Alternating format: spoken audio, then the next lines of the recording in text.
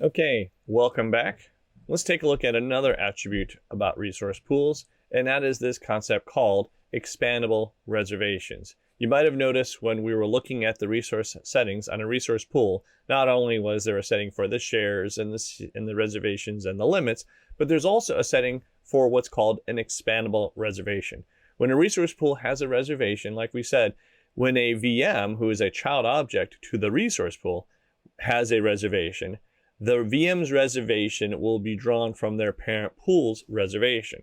So for instance, if a pool has a reservation of 1000 megahertz and a VM has a reservation of 500 megahertz, it'll draw from that parent pool's 1000 megahertz reservation, leaving 500 megahertz remaining for other VMs who also have reservations. Now, what happens when the parent pool runs out of reservations? What do we do in that situation? Do you want the system to tell the VM, sorry, you can't power on? Because that's what admission control is going to do, right? It's going to only power on a VM if we can guarantee the reservation. If the parent pool has actually run out of reservations, do you want to prevent the VM from powering on? Or would you like to have the parent pool look at their parent pool to see if their parent pool has an expandable or has available resources for reservation? And so this is a setting, this expandable reservation is something that can be set on each individual pool.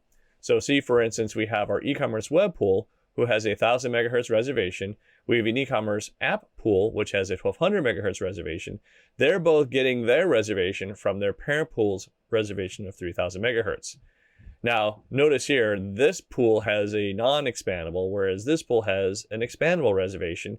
That's going to treat things a little bit differently when trying to power on VMs who themselves have reservations that may add up to something greater than what their parent pool actually has guaranteed. So say, for instance, we try to power on 3 VMs in this e-commerce web pool. We have one VM with a 400 megahertz reservation, which will draw from its parent pools of 1000. So now he's got 600 left. This VM2 has a 300 megahertz reservation. So we're going to draw 300 from those 600 megahertz. And so now all that's left are 300 megahertz. If our third VM tries to power on with a 500 megahertz reservation, this VM will be prevented from being able to power on because the parent pool is out of reservations and the parent pool has a non-expandable reservation.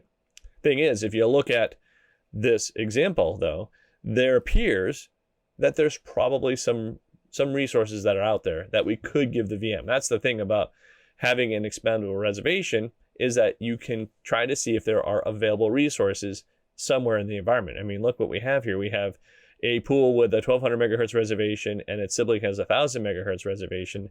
That's coming from their parent of 3000. So you would assume the parent has probably 800 megahertz available to give to his child objects. And then that will need to go to his parent. Potentially, if he runs out of those resources, he can go to his parent and see if there's actually available resources. I mean, looking at the environment, there's, 10,000 megahertz in the root pool. There may be 200 megahertz we could find out there. Now, the only thing about expandable reservations is that they might attempt to claim all unreserved capacity. It doesn't steal resources from other environments, but it would find unreserved resources if you have expandable reservations enabled. So take, for instance, if I were to just simply change this reservation to yes, so now this pool can go and find, I have my 3 VMs that all together need 1200 megahertz together. This pool needed 200. So he goes to his parent and says, hey, do you have 200? Meanwhile, we have in this pool, we got 4 VMs, each one with 500 megahertz reserved. The parent only had 1200. Basically what we have here, we have we have misconfigured pools here, don't we? We have pools that have not been configured where their anticipated workloads are not the same level of resources, right?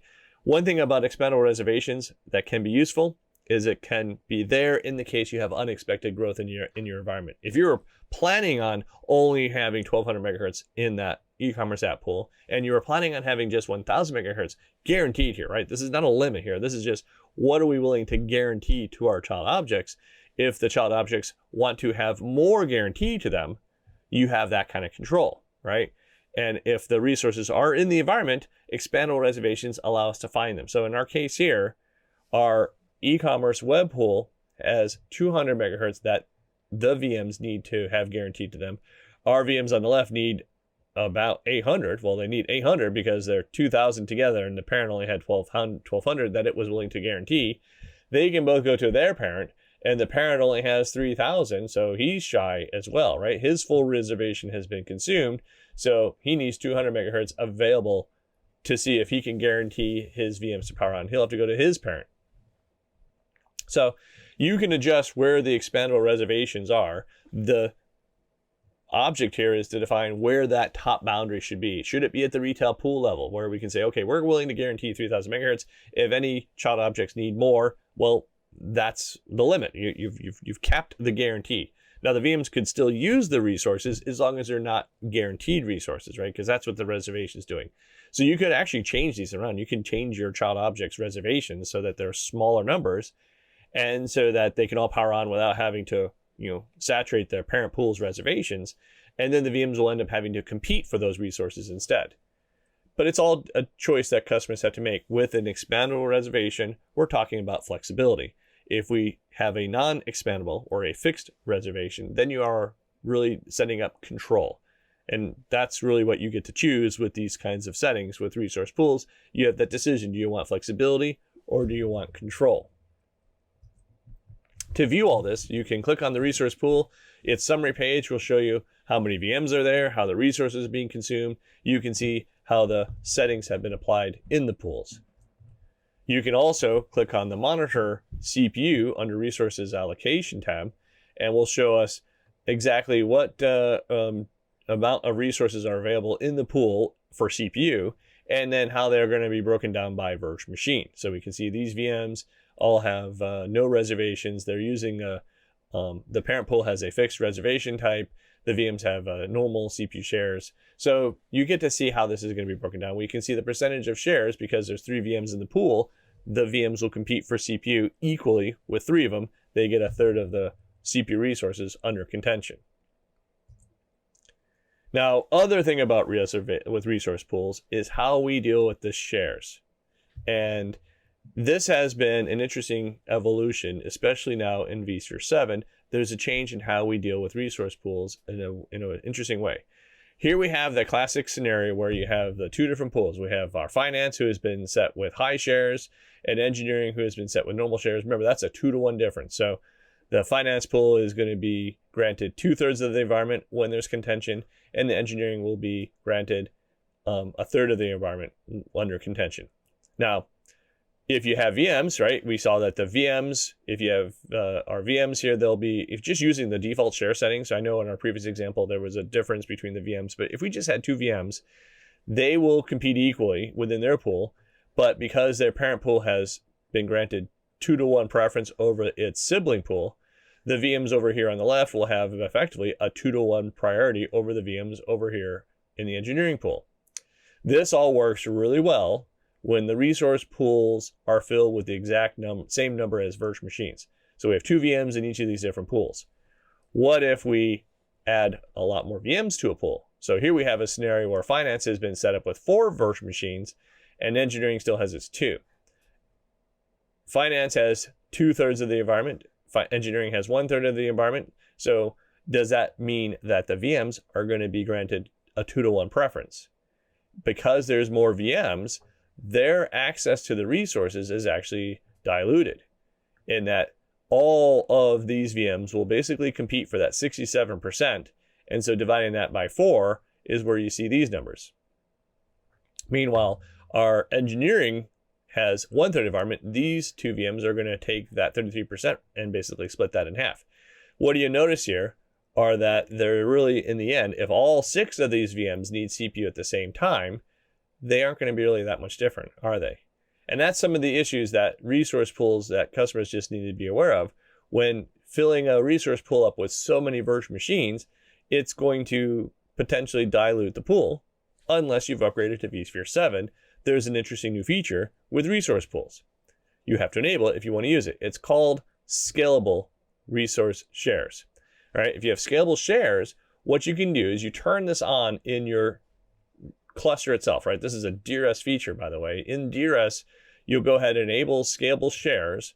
You still set the same basic settings here. You have high and you have normal, right? So that's still a 2-to-1 relationship I know the numbers aren't the same anymore, but because what happens is we'll use that baseline, right? The fact that the finance pool has been granted a 2-to-1 preference over engineering, but we're going to also multiply that by the number of virtual machines that are in the pool.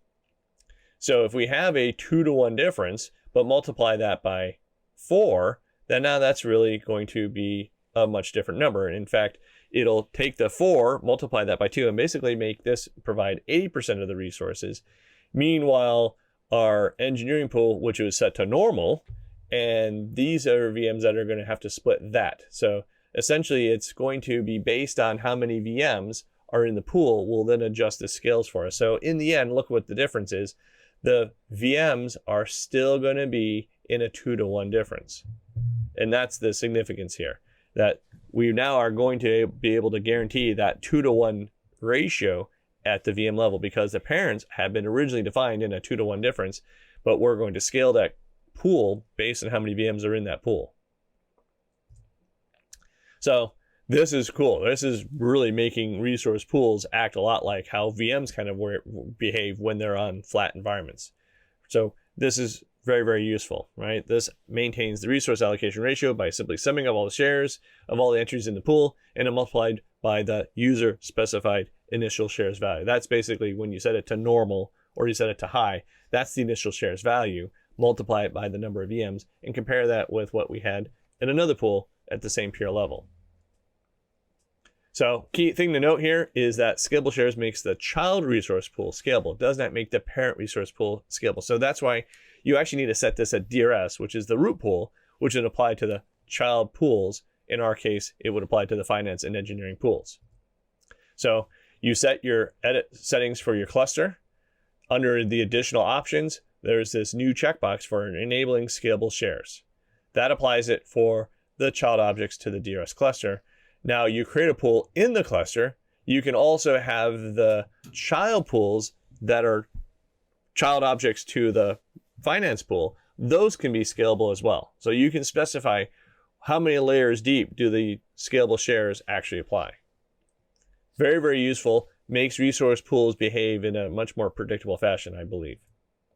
So we'll demonstrate resource pools in our lab exercise. What we'll do here is we're going to do this on standalone ESX servers, though. We're not using them in a cluster. You're going to place your 2 VMs, make sure they're on the same ESX server. We're going to make sure the VMs are actually bound to the same processor to force CPU contention, but the VMs are going to be in 2 different pools.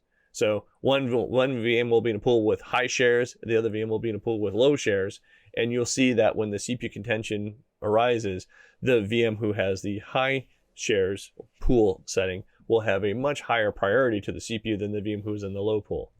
So it becomes a quite predictable lab exercise.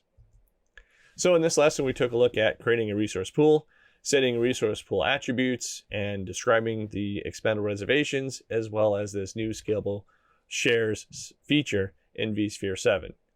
Go ahead and do the lab exercise, and I'll see you in the next lesson.